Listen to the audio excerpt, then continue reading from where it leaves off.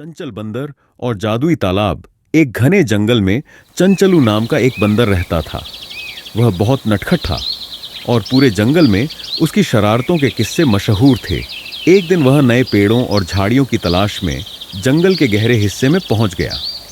चलते चलते उसे एक खूबसूरत तालाब दिखाई दिया। तालाब का पानी इतना चमकदार था कि चंचलू हैरान रह गया।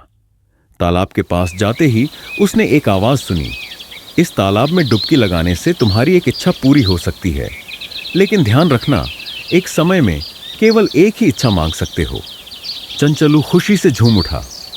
उसने तालाब में छलांग लगाई और अपनी पहली इच्छा मांगी, मुझे ढेर सारे केले चाहिए। तालाब ने तुरंत उसकी इच्छा पूरी कर दी। केले उसके चारों ओर बिखर गए। अगले दिन चंचलू फिर तालाब पर गया। उसने सोचा, अगर मेरी एक इच्छा पूरी हो सकती है तो क्यों ना और मांगा जाए। इस बार उसने सोने की गिन्नियां मांगी। उसकी इच्छा पूरी हो गई। अब चंचलू हर दिन तालाब पर जाने लगा और अपनी इच्छाएं पूरी करवाने लगा, लेकिन उसकी लालच बढ़ती जा रही थी। एक दिन उसने सोचा, क्यों ना मैं तालाब से सब कुछ मांग लूं। उसने तालाब से कहा, मुझे जंगल का राजा बना दो।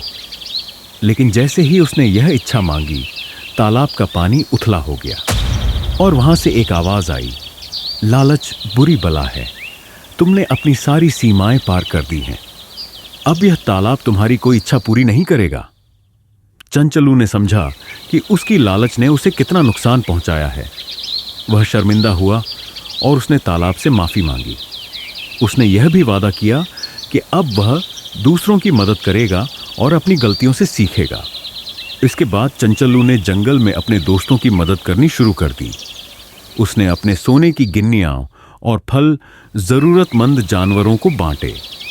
धीरे धीरे वह जंगल का सबसे प्रिय और समझदार बंदर बन गया।